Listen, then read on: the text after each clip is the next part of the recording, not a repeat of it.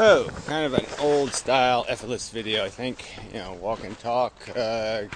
Just run down the story of this universe, of life on Earth. What it is. What's going on here? So, we start off with some sort of physics of the universe. Could be a recycling Big Bang, expansion, contraction, could be just oscillating the same energy over and over and over again. Maybe it's a one-time crack in the piece of the universe, in the forever, is somehow disturbed, and we have this grows out of it, like incrementally. Just how life evolved incrementally into its complexity. It all started with one little grain of stuff, and that grain created a stirring that created more grains and more errors and more grains and more errors, and generated the initial plasma. And now all these grains will be fly into space, separated by distance, to maybe start the whole insidious, crazy shit all over again, a zillion times over. Could be Adam and Eve grains. Oh my God, how horrible. But you don't need the Eve part, or the Adam. I mean, you just need the Adim part. Anyway, you start the universe, then it does this thing. 5 billion years ago or so, 4.5, whatever. The universe is consolidating. Chunks of it are crashing into each other because of this mechanism of gravity, and they're coalescing into this substance, this mass, that's all leftover bits from supernovas of other stars. So there's some complexity to the elementary matter, a nice collection of the whole range of elements pretty much, and they consolidate into these planets revolving around a sun. And the Earth, being a certain distance from that sun, has a temperature conducive to liquefaction, to movement of the matter on the surface, and probably in the interior, but it doesn't really matter. It creates enough temperature to maintain molecular activity.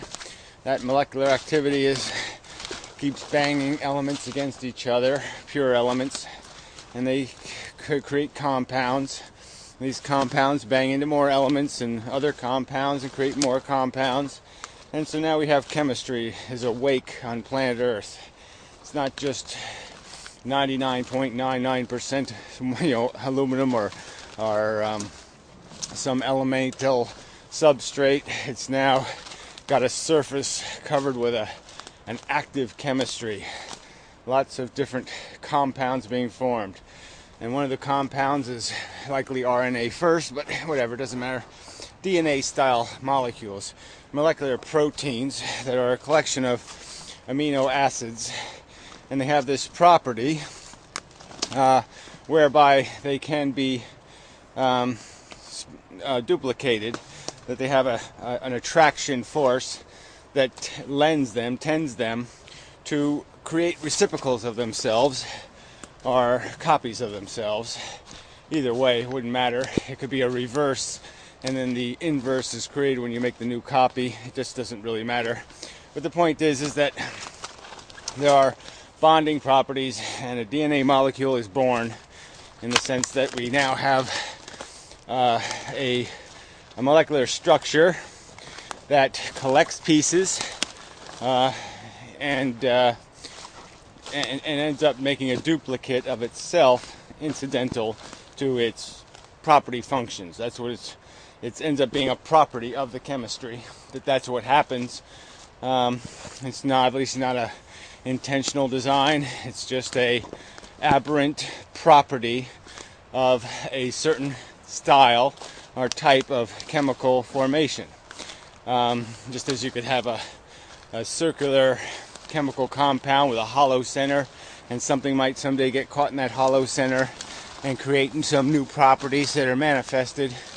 This molecule has properties because of its linear nature, and the way it bonds with other compounds available in the environment. So anyway, you have this, and then through something called abiogenesis, some interesting circumstantial event. Lots of interesting events, no doubt, but there was one particular event where there was a mixture of chemistry, compounds that were in the vicinity of the nucleus that were necessary to the stripping of the molecule in half, the separation of the molecule, and a membrane structure of some kind, a protective structure like a bubble of water or whatever. Got some water problems here. And I don't know, maybe I gotta get across the stream. But anyway, take my pants off or something. This is just the mood for this day. So the game is on for this this thing called life now. We have a living cell in the sense that it's reproducing a structure, a DNA molecule, that's probably essential to the processing and filtering of chemical compounds to some extent. You know, the arranging of the building of compounds that might build the membrane or create some other mechanisms that filter or keep out dangerous chemistry that might break the molecule. Oh yes, this is going to be a little bit tough. I don't know. I have to think about this one. It's a little bit roaring, rapidy kind of thing going on here. Yeah. So, yeah. Don't know if I can do that one. I really don't want to get washed downstream. Man, it doesn't sound like any fun. So now you have the game that this thing called life has now been born. Yeah, that's really. Yeah, yeah, that's just too much, I think. I don't think I can do it. I don't think it'd be smart to do it. I think that's the thing. You see, you slip and you fall, and then you go in the water and it's cold, and you hit your head on a rock or something. Maybe that's a good idea. But maybe you don't hit your head on a rock, you hit your shoulder, dislocated, and you're in pain, suffering, and all that crap. That's all no good. Damn. Yeah, there's nothing else to say, damn. That didn't work out. I just don't know if there's any other place I can cross here. Let's see, maybe a little wider over here, so maybe I can make it. There's a lot of slippery rocks, and it's not so good. Where was I? All right, so yeah, so the idea of a living thing is now born, in that you have a replicating molecule, you have the chemistry necessary to split in half, and it just keeps doing that because it splits the membrane between the two parts. And the first living thing, I speculate, might have been mechanically split in half.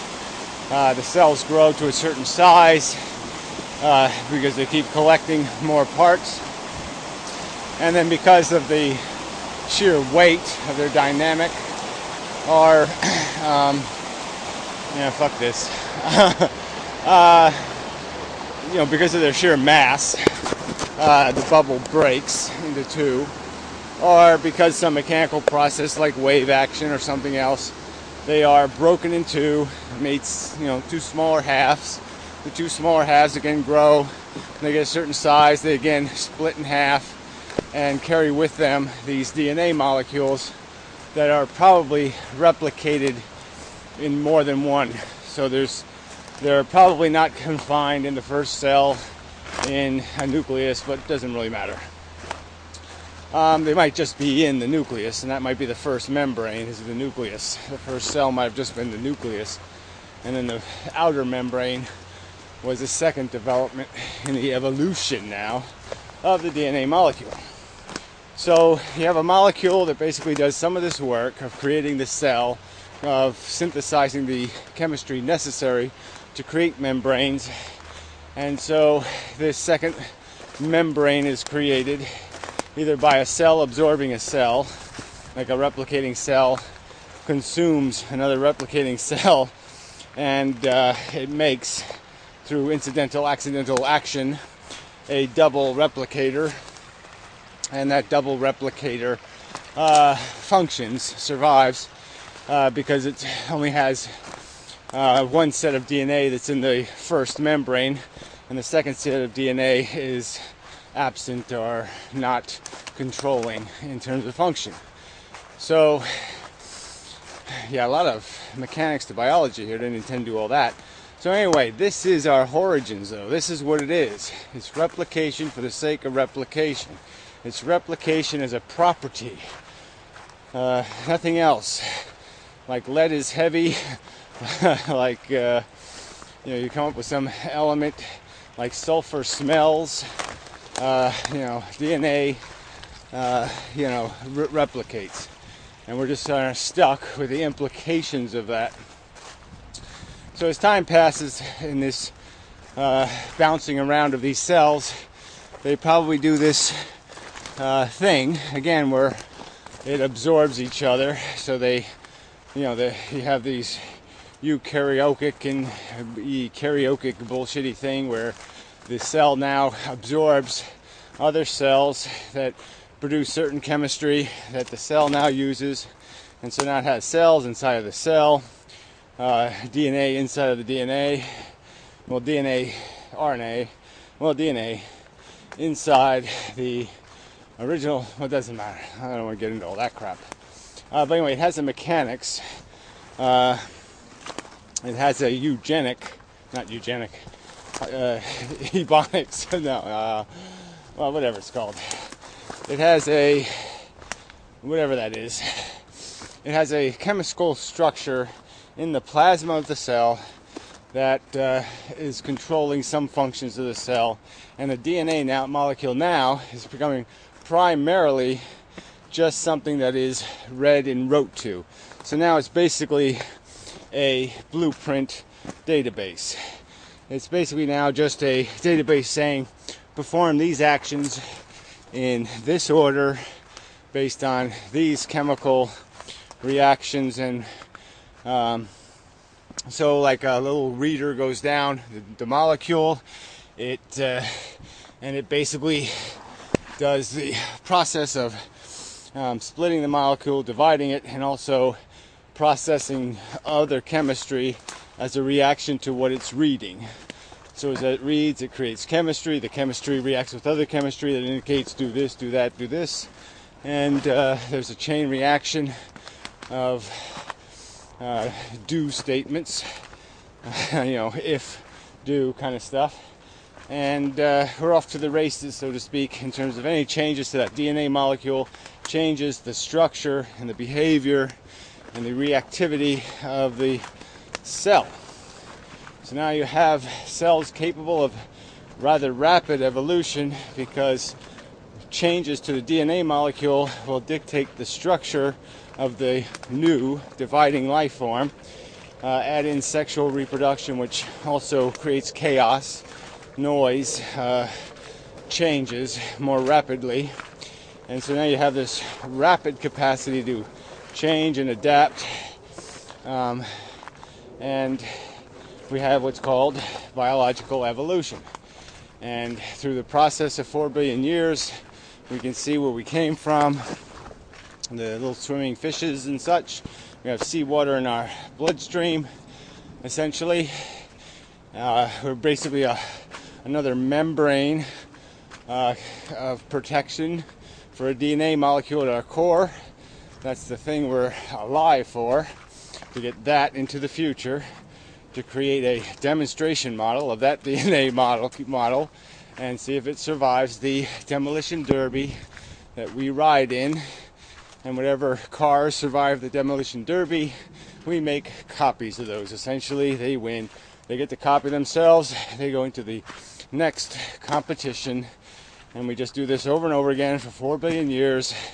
And through the process, the modifications, the mutations create basically tools, survival tools.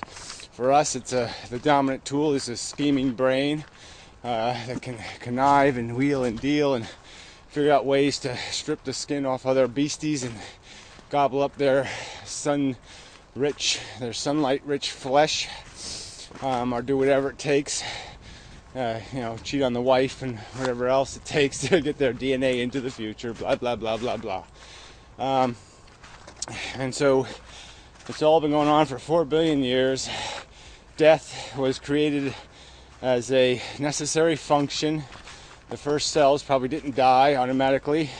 They died through brutal attrition. They got squished, but they didn't just die. They didn't just grow old and die. We do that because it's the only way replication could be sustained. Some point early in the evolutionary process, death had to be created because otherwise you'd have mass overpopulation and you'd all get suffocated out of your own, you'd be eating each other's poo and shit. You can see that sort of in funguses, really hardy life form, but they're really selective in where they grow because there's advantage in not over reproducing. And some organisms are taking advantage of that advantage by structure.